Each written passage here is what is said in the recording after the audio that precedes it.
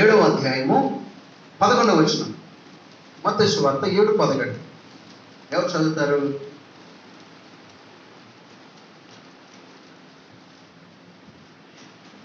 ఇంతసేపా? మీరు చెడ్డవారయుండియు మీ పిల్లలకు మంచి ఈవులను నెరిగి ఉండగా పరలోకమందున్న మీ తండ్రి తన్ను అడుగు వారికి అంతకంటే ఎంతో నిశ్చయముగా మంచి ఈవులను ఇచ్చును. ఆమేన్.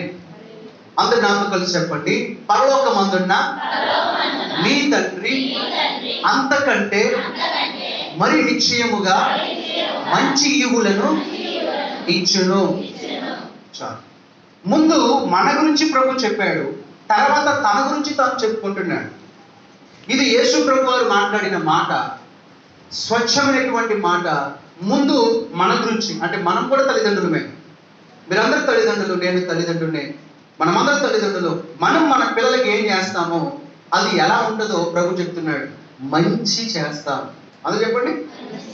మంచి ఈవులని నెరిగి ఉండగా, అంటే మనం తినే దాంట్లోనైనా, మనం కట్టుకునే దాంట్లోనైనా, మనం ఉండే దాంట్లోనైనా మన పిల్లలకి మొదటి ప్రాధాన్యత ఇస్తాం. అవునా? మీ ఇంట్లో ఒక మంచమే ఉంది, మీకు 2 పిల్లలు, భార్య భర్తలు, మీరిద్దరు మంచం మీద పడుకొని మీ పిల్లలకి కింద పడుకోబెడతారు కదా?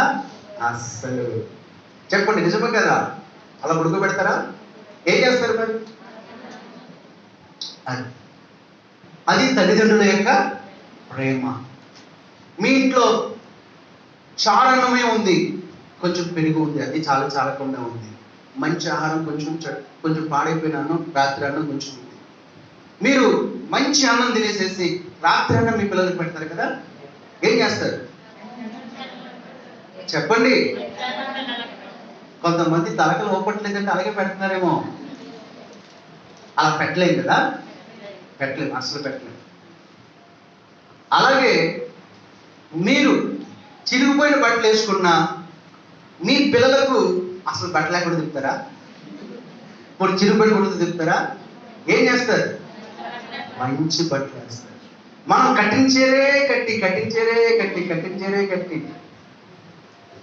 నాకు తెలుసు, మా ఇంట్లో కూడా ఉన్నారు కదా అతను, చక్కల కింద చిరిగిపోయినా, చేతుల కింద అరిగిపోయినా కదా, నిజమా కదా? చెవులు అక్కడక్కడ పట్టి చిరిగిపోతూ ఉన్నా అదే గుడ్డ పీలికలు తగిలించుకొని తిరుగుతూ ఉంటారు తల్లిదండ్రులు. తండ్రి అయితే వేసుకున్న చొక్కయే వేసుకుని పూర్తిగా డ్యామేజ్ అయ్యేదాకా దాన్ని తగిలించుకొని తిరుగుతాడు. తన పిల్లలకు మాత్రం మంచి చొక్కాలు కొంటాడు, మంచి ప్యాంట్లు కొంటాడు. నిజమా కదా? కొన్నిసార్లు తండ్రి కొడుకుల్ని పోల్చలేదు. ఎందుకంటే తండ్రి వట్టి అనాగరికుడిగా ఉంటాడు, కొడుకు మంచి అఫీషియల్గా ఉంటాడు. కారణం, తండ్రి అంత పాడైపోతూ ఉన్న తన కొడుకును మాత్రం అంత బాగా పెంచాడు. కాబట్టి మనకందరికీ మన పిల్లల మీద ఎంత ప్రేమ కదా? అలాగే ఇంత మంచోళమై ఉన్న మనమే మన పిల్లల విషయంలో ఏం మంచి చేయాలో కొన్నిసార్లు తెలియదు. వాక్యం సెలవిస్తూ ఉంది, మీరు చెడ్డవారై ఉండి మీ పిల్లలకు మంచి ఇవ్వాలనుకుంటున్నప్పుడు దేవుళ్ళో ఏ చెడుతనము లేదు, దేవుళ్ళో ఏ వక్రతనము లేదు, ఏ చెడుతనం లేదు, ఏ పాపము లేదు. దేవుడు కేవలం పరిశుద్ధుడు, నీతిమంతుడు. అలాంటి మంచి దేవునికి ఇంకా మనకు ఏమి ఇవ్వాలని ఆయన ఆశపడతాడు?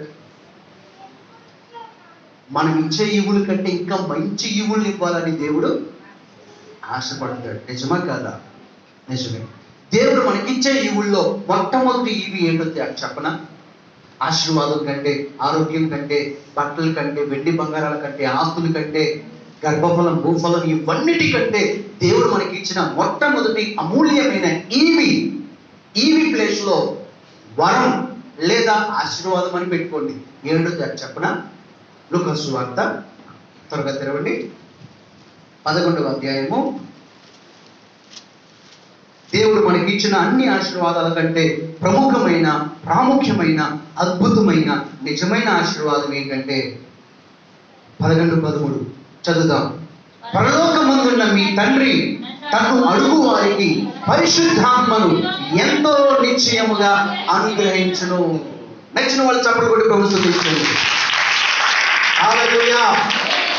ఈ మాట వినబడగానే మనకు ఆనందం కలగాలి. ఎందుకు అంటే దేవుడు మనకిచ్చింది డబ్బు వెండి బంగారాల కంటే ముందే పరిశుద్ధాత్మ. చెప్పండి అందరూ కూడా పరిశుద్ధ. ఎందుకు దేవుడు వీటన్నిటికంటే ముందు మనకు అమూల్యమైనది శ్రేష్టమైనది పరిశుద్ధాత్మని ఇస్తానన్నాడు అంటే అసలు పరిశుద్ధాత్మ లేకపోతే ఏ ఆశీర్వాదము లేదు, ఏ దీవెన లేదు. మనమందరం దేవుని దగ్గర అన్ని రకాల ఆశీర్వాదాలు కోరుకుంటాం. ఆ అన్ని అడిగే కంటే ముందుగా మనం అడగాల్సినది పరిశుద్ధాత్మ. చెప్పండి పరిశుద్ధాత్మ. ఎందుకు అంటే పరిశుద్ధాత్మ ఉంటేనే మన జీవితాలు ధన్యమవుతాయి, దీవెనకరమవుతాయి. మీరు చదివినటువంటి 25వ కీర్తన మొదటి వచనం చదవండి. ఉత్తర ప్రత్యుత్తరాలు చదివినటువంటి కీర్తన 25 మొదటి వచనం త్వరగా చదవండి. యెహోవా నీ దిక్కునకు చూచి నా ఆత్మను ఎత్తికొనుచున్నాను. చాలు. ఏ దిక్కునకు చూచి చెప్పాలి? ఆ దిక్కునకు చూచి. మనం అందరం ప్రార్థన చేసేటప్పుడు దేవుని తట్టు చూడాలి. ఎక్కువగా ప్రార్థన చేసేటప్పుడు పాతాళం వైపు తలకాయ పెట్టి ప్రార్థన చేస్తాం కదా. ప్రార్థన చేద్దాం అనగానే రెండు కళ్ళు ఎక్క పెట్టేసేసి నడుము పైకి పెట్టేసేసి తలకాయని పాతాళంలో పెట్టేసేసి ప్రార్థన చేస్తాం. ఆ ప్రార్థన అందరికీ అలవాటు అయిపోయింది. కానీ యాక్చువల్గా ప్రార్థన అంటే అది కాదు అసలు. ఆ ప్రార్థన అసలు అది అది సరి అయినటువంటి ఏమంటారు దాన్ని, వ్యాయామమా యోగా అలా ఏమంటారు దాన్ని, ఆసనం. Very good. ఆ ఆసనం అసలు దేవుడికి ఇష్టం లేని ఆసనం అది. అర్థమైందా? ఆ ఆసనంలో మనం ఎప్పుడు ప్రార్థన చేయకూడదు. ఎలా ప్రార్థన చేయాలి అంటే ఆయన దిక్కు వైపు చూడాలి. హల్లెలూయా. ఆకాశ మహాకాశాలు పట్టచాలని మహోన్నతుడు పైనుంటే మనమేమో పాతాళం వైపు తలపెట్టి ప్రార్థన చేయడం అది సరైన విధానమా? అస్సలు కాదు. అందుకే ప్రార్థన చేసేటప్పుడు మోకాళ్ళ మీద ఉండి ప్రార్థన చేయాలి. ఓపిక లేకపోతే నిలబడి ప్రార్థన చేయాలి. అందుకే ఓపిక లేకపోతే బస్ వేసుకుని కూర్చొని ప్రార్థన చేయాలి. ఆమేన్. హల్లెలూయా. దేవుని దిక్కు వైపు చూడాలి. ఎన్ని దిక్కులు ఉన్నాయి భూమి మీద? 5. అలాగేనా? ఈ 4 దిక్కుల్లో ఏ వైపుకు తిరిగి మీరు ప్రార్థన చేసినా దేవుడు ఉన్నాడు. కానీ ఏ దిక్కు వైపుకు చూసి మీరు సహాయం కోరినా మీకు అందదు. మీరు దేవుని దిక్కు వైపు చూస్తేనే మీకు సహాయం కలుగుతుంది.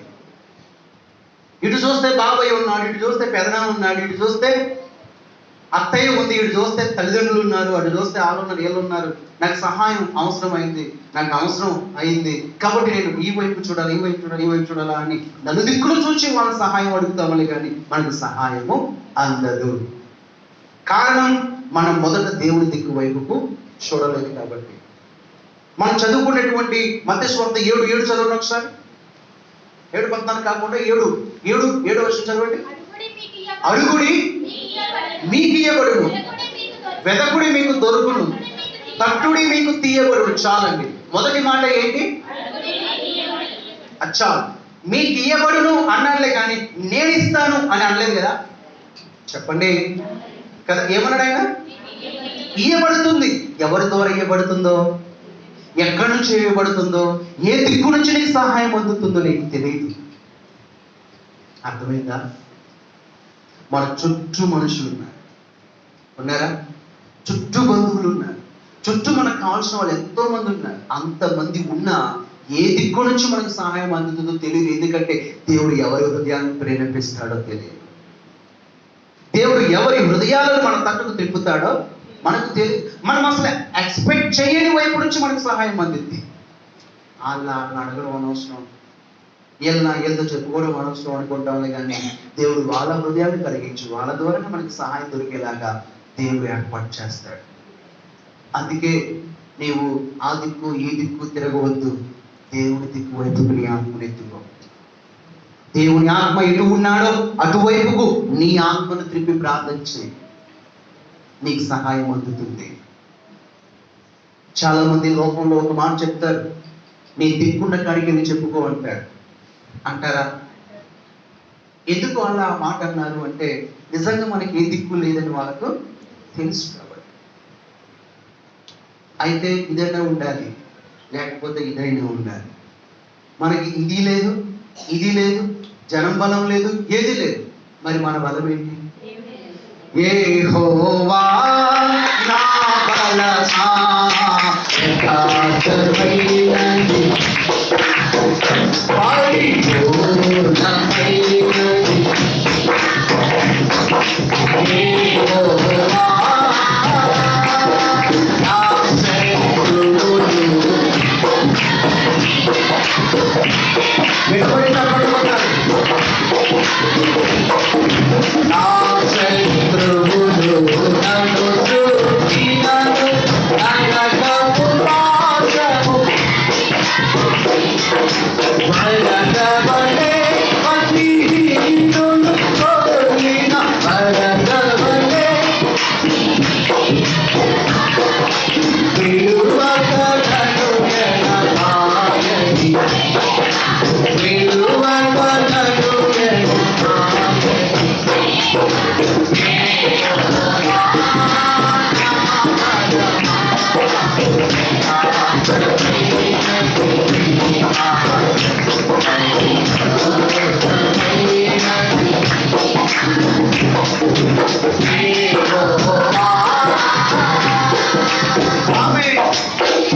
ఏది మన దిక్కు?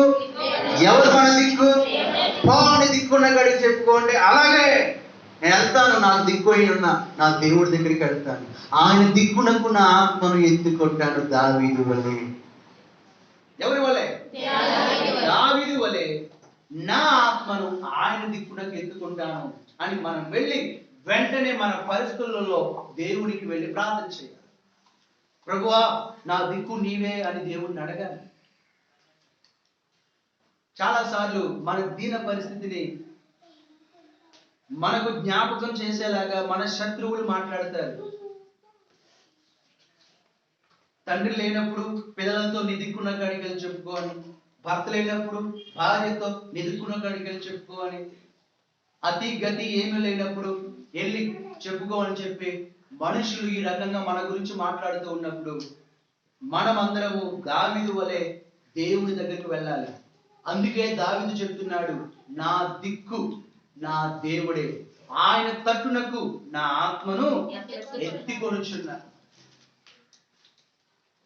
రాజైన హిజ్కియాకు ఒక కబురు వచ్చింది, ఒక లెటర్ వచ్చింది.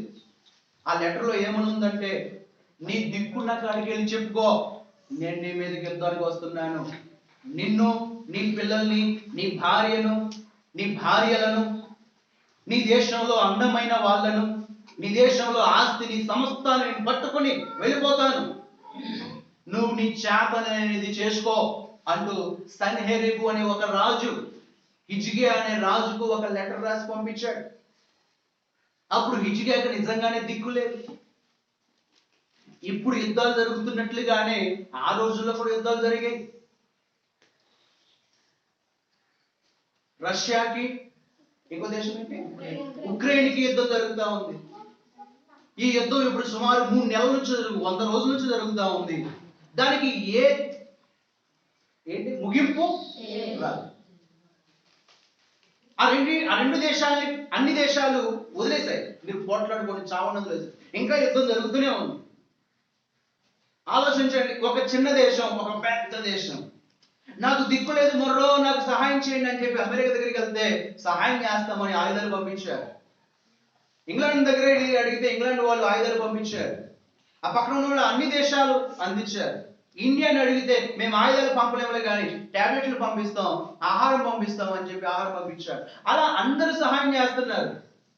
కానీ అక్కడ యుద్ధం ముగింపులకు రావట్లేదే కానీ రోజుకి కొన్ని 10ల సంఖ్యలో 100ల సంఖ్యలో మనుషులు మాత్రం చచ్చిపోతూ ఉన్నారు. ఆ రోజుల్లో కూడా అలాగే ఒక రాజుకి ఇంకొక రాజు సపోర్ట్ గా నిలిచేవాళ్ళు.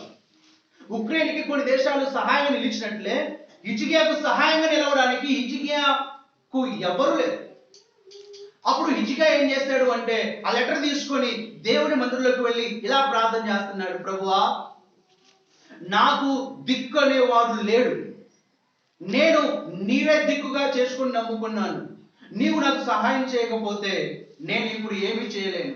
ఇదిగో నా భార్యలను, నా పిల్లలను, నా దేశంలో ఉన్నటువంటి విలువైన దాన్ని తీసుకుని వెళ్ళిపోతానని బహిరంగంగా తొడగొట్టి ఛాలెంజ్ చేశాడు సన్హెరీబు. నాకు దిక్కు ఉన్నది నువ్వే అని ఇంటి దగ్గరికి వచ్చాను. ఇప్పుడు నీవు నాకు సహాయం చేయకపోతే సన్హెరీబు అన్నంత పని చేస్తాడు.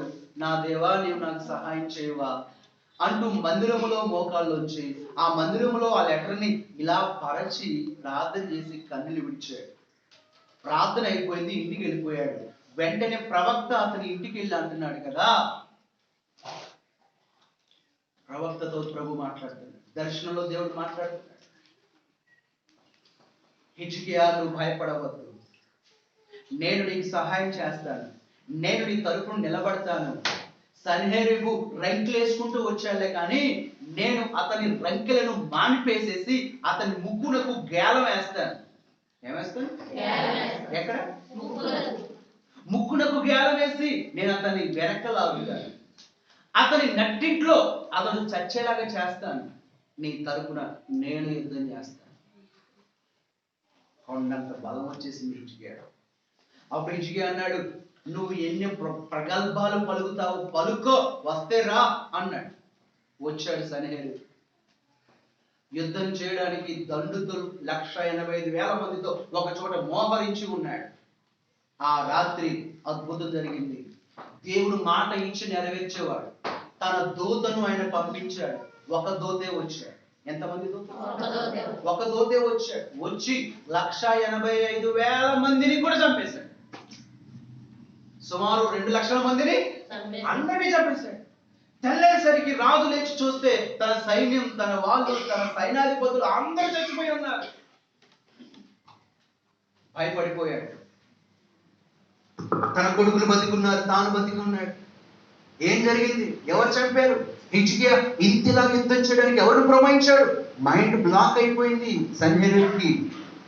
వెంటనే పద మనమైన ప్రాణాలు దక్కించుకుందాం, మనమైన బతకాలి అని ఇంటికి వెళ్ళేటప్పటికి తన ఇంటికి వెళ్ళి తన ఇంటి దగ్గర ఉన్న రిమ్మోను గుడిలో, ఒక దేవత గుడిలోకి దిగి అతను ప్రార్థన చేస్తా ఉన్నప్పుడు తన 2 కొడుకులు తన మీద పడి తనను చంపేశాడు. చూశాడా? నాకు దిక్కు నీవే అని ప్రార్థన చేసిన హిజ్కియాకు ఎలాంటి విజయం వచ్చిందో అర్థమైందా మీకు? మీరు చెప్పండి, ఏ దిక్కునకు మీ ఆత్మను ఎత్తుకుంటారు? ఆ దిక్కు. నా ఆధారం నీవే యేసయ్యా, నా కొండ, నా కోట నీవే యేసయ్యా, నీ మీదనే ఆధారపడుతున్నాను తండ్రి.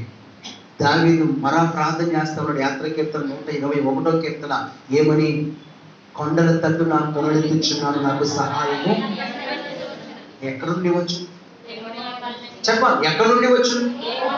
యెహోవా వలన నాకు సహాయం. ఎవరి వల్ల సహాయం దొరుకుతుంది? మీరు ఎవరు సహాయం కోరుతారు? దేవుడి సహాయం కోరుతారు. దేవుడి దయాళుడు, దేవుడి దయాళుడు. దేవుని ఆత్మను పొందుకోండి అని దేవుడు ఎందుకు చెప్తున్నాడంటే, దేవుని ఆత్మను కలిగిన వాళ్ళు ప్రార్థనలో, దేవుని ఆత్మను కలిగిన వాళ్ళు ఆరాధనలో, దేవుని ఆత్మను కలిగిన వారు అద్భుతాలు చేయడంలో, దేవుని ఆత్మను కలిగిన వాళ్ళు దేవుని ఘనపరచుటలో ముందుంటారు. దేవుడు తను అడుగు వారికి ఈవులను ఇస్తాడు. కానీ మొదటి ఈవి ఏంటి అంటే తన ఆత్మనే. మనం అందరము అదివ్వి, ఇదివ్వి, ఇది చేయి, అది చేయి అని ప్రభు దగ్గర అడగక ముందు మనం అడగాల్సింది ఏంటంటే, నీ ఆత్మను నాకు దయచేయి తండ్రి అని అడగాలి. అది చెప్పండి. దేవుని ఆత్మ మనకు దయచేయబడాలి. దేవుని ఆత్మ ఎవరికి దయచేయబడింది అన్న విషయంలో 6 వ్యక్తులు ఉన్నారు. ఎంతమంది వ్యక్తులు? ఈ 6 వ్యక్తుల గురించి చెప్తే మీకు టైం అయిపోతుంది, కానీ ఒక వ్యక్తి గురించి చెప్తాను. మిగిలిన ఆ 5 గురించి రేపు శుక్రవారం అక్కడ చర్చలు చెప్తాను. అద్భుతమైన ప్రార్థన జరుగుతుంది. దూరం నుంచి వస్తున్నారు విశ్వాసం. వెళ్ళేటప్పుడు చక్కగా పలహారం తినేసి వెళ్తున్నారు. ఖచ్చితంగా 10 గంటలకు ప్రార్థన జరుగుతుంది. 1 గంటలకు ఖచ్చితంగా ముగింపు అవుతుంది. బలపడాలి, ప్రార్థనలో ఎదగాలి, ప్రార్థనే చెయ్యాలి అని పట్టుదల, ప్రార్థన చేయాలని ఆశ కలిగిన వాళ్ళు, మోకాల ప్రార్థన కావాలనుకున్న వాళ్ళు, ప్రార్థనలో బలపడాలనుకున్న వాళ్ళు, దేవుని ఆత్మను పొందుకోవాలనుకున్న వాళ్ళు రండి. మిగతా వాళ్ళు రావాల్సిన అవసరం లేదు. ఆమేన్, హల్లెలూయా. చూడండి, దేవుడు చెప్తూ ఉన్నాడు, మీరు అడిగితే నా ఆత్మను మీకు ధారాళముగా ఇస్తానని చెప్పి. యోహాను సువార్త, లూకా సువార్త బాప్తిసం ఇచ్చే యోహాను గురించి ఒక 2 మాటలు చదువుకుని ప్రార్థన చేద్దాం. చూడండి, 1వ అధ్యాయము 14వ వచనం. అతడు ప్రభు దృష్టికి గొప్పవాడై ద్రాక్షరసమైనను మద్యమైనను త్రాగక తన తల్లి గర్భంలో పుట్టినది మొదలుకొని పరిశుద్ధాత్మతో నిండుకుని వాడై ఇశ్రాయేలులో అనేకులను ప్రభువైన దేవుడి వైపునకు త్రిప్పును. మరియు అతడు తండ్రుల హృదయములను పిల్లల తట్టును అవిధేయుల నీతిమంతుల జ్ఞానం అనుసరించుటకును త్రిప్పి ప్రభువు కొరకు ఆయత్తపడి ఉన్న ప్రజలను సిద్ధపరచుటకై ఏలియా యొక్క ఆత్మయు శక్తియు గలవాడై ఆయనకు ముందుగా వెళ్ళును గనుక నీకు సంతోషమును మహానందమును కలుగును. అతడు పుట్టినందుకు అనేకులు సంతోషింతురు. నేను చెప్పకుండా సంతోషిస్తున్నా. హల్లెలూయా, హల్లెలూయా, హల్లెలూయా, హల్లెలూయా, హల్లెలూయా. ఎందుకు చప్పలు కొట్టించాను అంటే, ఒక కొడుకు వలన తల్లిదండ్రులకు మహానందం కలుగుతుందని చెప్పాడు ప్రభు. ఈ రోజున ఇక్కడ నిలబడి వాక్యం చెప్తున్నటువంటి నేను ఒక కొడుకునే. నేను అనేక విషయాల్లో మా నాన్నగారిని సంతోషపెట్టలేదు. మీరు కూతురులే, మీరేమన్నా ముఖం ఏంటి అలాగా చూడకండి. మీరు ఏమీ మీ తల్లిదండ్రుల్ని సంపూర్ణంగా సంతోషపెట్టలేదు. ఏ కొడుకైనా పుట్టిన దగ్గర నుంచి తన తల్లిదండ్రులు చచ్చిపోయేంత వరకు అసలు ఏ బాధ పెట్టలేదన్న కొడుకున్నాడా? చెప్పండి, ఉన్నాడా? కొంటే ఎవరికి ఇప్పుడే దాన్ని రండి తప్పుగా అన్నారా కదా? కానీ సృష్టి మొదటి నుండి సృష్టి చివరి వరకు తల్లిదండ్రులకు ఆనందము తప్ప దుఃఖం కలిగించని కొడుకు ఒకడు ఉన్నాడు. అతని పేరు బాప్తిసం ఇచ్చు. అందరూ పుట్టిన తర్వాత బాప్తిసం పొందారు, అందరూ పుట్టిన తర్వాత ఆత్మను పొందుకున్నారు. కానీ పుట్టుకతోనే పరిశుద్ధాత్మను పొందుకున్న మహనీయుడు బాప్తిసం ఇచ్చు యోహాను. తెలుసా? మనం అడగండి, అమ్మాయి అడగండి, పరిశుద్ధాత్మను అడగండి, దేవుడు ఇస్తాడు అని చెప్తే ఇప్పుడు అడగడానికి కూడా సంశయిస్తారు మీరు. కానీ పుట్టుకతోనే పసిబాలుడై ఉండగా 1వ రోజుతోనే పరిశుద్ధాత్మను పొందుకున్న మహానీయుడు ఎవరు? బాప్తిసం ఇచ్చు యోహాను. అర్థమైందా? ఈ యోహాను గురించి 2 మాటలు విందాం. చూడండి, 14వ వచనం. అతడు ప్రభువు దృష్టికి గొప్పవాడై ఉన్నాడు. అంత చెప్పండి. ఎవరి దృష్టికి? ఎవరి దృష్టికి? మీరందరూ ఇలా ఎప్పుడైనా అనుకున్నారా? ఎలా అంటే, నేను వీళ్ళందరిలో స్పెషల్గా ఉండాలి అని అనుకున్నారా? ఖచ్చితంగా అనుకుంటారు. మీరు ఇల్లు కట్టుకునేటప్పుడు మా ఇల్లు నలుగురు ఇళ్ళ కంటే డిఫరెంట్గా ఉండాలని ఆలోచన వస్తుంది. మనం బట్టలు వేసుకుంటే నా చీర చెప్పండి బాగుండాలి. ఎలా బాగుండాలి? నలుగురి కంటే బాగుండాలి. అలాగే ఏదైనా సరే మనం చేయించుకునే వస్తువులు కానీ, కొనే వస్తువులు కానీ, నిజమే కదా, వాహనాలు కానీ చెప్పండి, ఏదైనా డిఫరెంట్గా ఉండాలి, బాగుండాలని కోరుకుంటామా లేదా? కోరుకోకపోతే వాడు మనుషుడే కదా, అసలు కోరుకుంటాం. కానీ పుట్టుకతోనే దేవుని ఆత్మను కోరుకున్న వాళ్ళు ఎవరైనా ఉన్నారా? పుట్టుకతోనే నేను దేవుడికి నచ్చాలి అని కోరుకునే వాళ్ళు ఎవరైనా ఉన్నారా? ఎవరికి వాళ్ళే వాళ్ళ క్రెడిట్ని పెంపొందించుకోవడానికి సంథింగ్ స్పెషల్గా ఉండాలని, అందరి దృష్టిలో పడాలని ఆరాట పడతా ఉంటారు.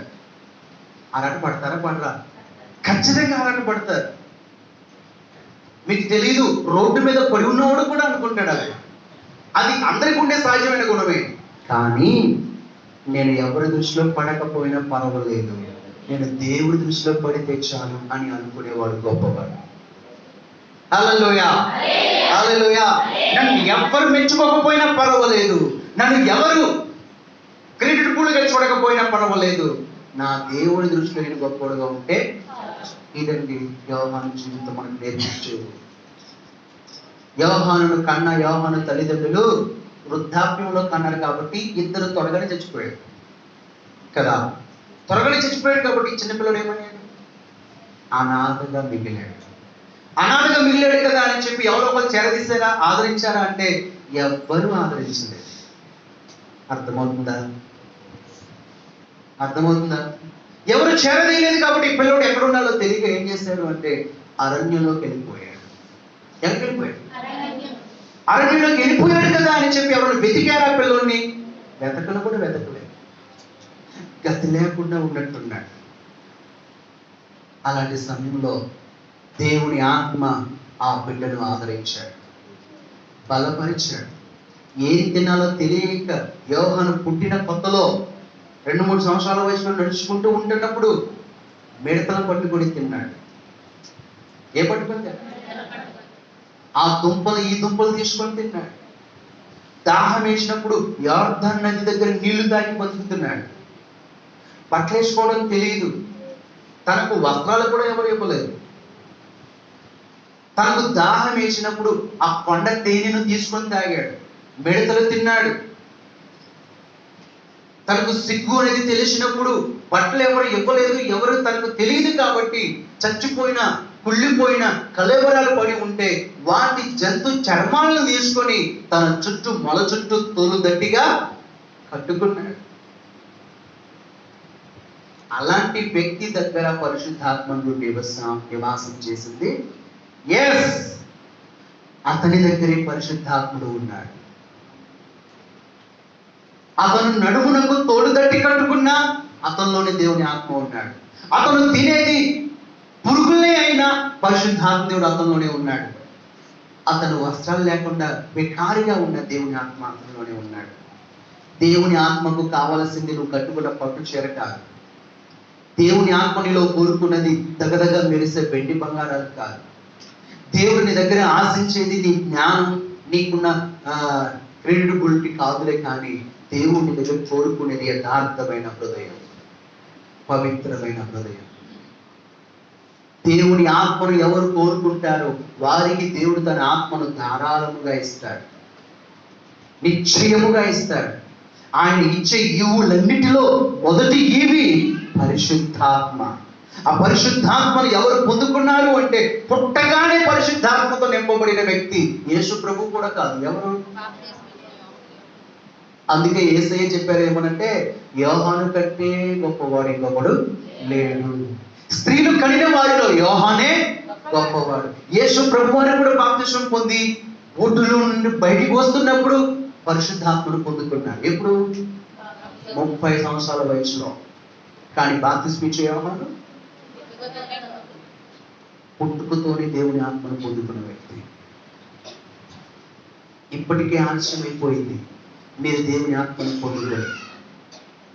దేవుని ఆత్మ మనలోనికి వచ్చిన తర్వాత మళ్ళీ బయటికి పోతాడు. ఎప్పుడు పోతాడు అంటే మనం సరైన జీవితాన్ని జీవించినప్పుడు. పాపం మనలో ఎంటర్ అయినప్పుడు పరిశుద్ధాత్మ బయటికి పోతాడు. మన ప్రవర్తన దేవునికి నచ్చనప్పుడు దేవుడు బయటికి వెళ్ళిపోతాడు. సౌలు దేవుని ఆత్మను పొందుకున్నాడు. 2 సంవత్సరాలు దేవుని ఆత్మతో ఉన్నాడు సౌలు.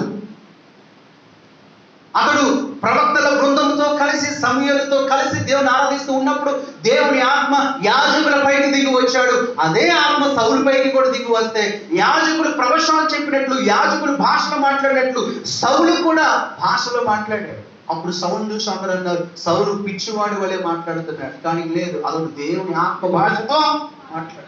ఆ ఆత్మను ఎన్నాళ్ళు ఉంచుకున్నాడు దానిలో అంటే 2 సంవత్సరాలు. ఆ తర్వాత దేవుని మాటకు లోబడలేదు. దేవుని ఆత్మ అతనిని త్రోసివేశాడంట, ఎడబాసాడంట. ఏం చేశాడంట? నువ్వు నాకు వద్దు, I hate you, get lost for me, పో నన్ను వదిలేసి అని దేవుని ఆత్మ సౌలును వదిలేశాడు. మరి దేవుని ఆత్మ సౌలు వదిలేసి ఎక్కడికి వెళ్ళాడు తెలుసా? దావీదులోనికి వెళ్ళాడు. ఎక్కడికి వెళ్ళాడు? దావీదులోనికి వెళ్ళాడు. దేవుని ఆత్మ సౌలును వదిలేసేసి దేవుని ఆత్మ దావీదులోనికి వెళ్ళిన తర్వాత దావీదులో మార్పు కనబడింది. ఎలాంటి మార్పు అంటే దావీదు బాలుడై ఉండి కూడా సింహాన్ని చంపేస్తున్నాడు, ఎలుగుబంటిని చంపేస్తున్నాడు, దావీదు నక్కలను తోడేస్తున్నాడు, గొర్రెలను కాపాడుతూ ఉన్నాడు, చివరికి గొల్యాతును కూడా చంపేశాడు. దేవుని ఆత్మను పొందుకున్న వారు అసమానమైన కార్యాలు చేస్తారు. దేవుని ఆత్మను పొందుకున్న వారు లోకంలో దేర్ ఆర్ స్పెషల్ పీపుల్గా ఉంటారు. ఒక ప్రత్యేకమైన ప్రజలుగా ఉంటారు వారు. యేసయ్య కూడా కోరుకున్నాడు, ఆత్మ లేనివాడు నా వాడు కాదు అని. పుట్టుకతో మనం దేవుని ఆత్మను యోహంలాగా పొందుకోలేదులే కానీ కనీసం ఇప్పుడైనా పొందుకోకూడదా? పొందుకొని పోగొట్టుకున్నామేమో, మరలా పొందుకోకూడదా? చెప్పండి, పొందుకోవచ్చా? పొందుకునే అవకాశం ఉందా? ఖచ్చితంగా ఉంది. మరి పొందుకుందామా? పొందుకుందాం. రేపు శుక్రవారం మందిరానికి రండి, అక్కడికి ఉపవాస ప్రార్థనకు రండి. ఇప్పుడు కూడా పొందుకుందాం. అందరూ మోకరించి ప్రార్థన చేసుకుందాం. నా ఆత్మను మీరు అడిగితే నేను ఇస్తానని ప్రభు చెప్పాడు. దేవుడు తన ఆత్మను నీకు ఇవ్వాలని కోరుకుంటున్నాడు.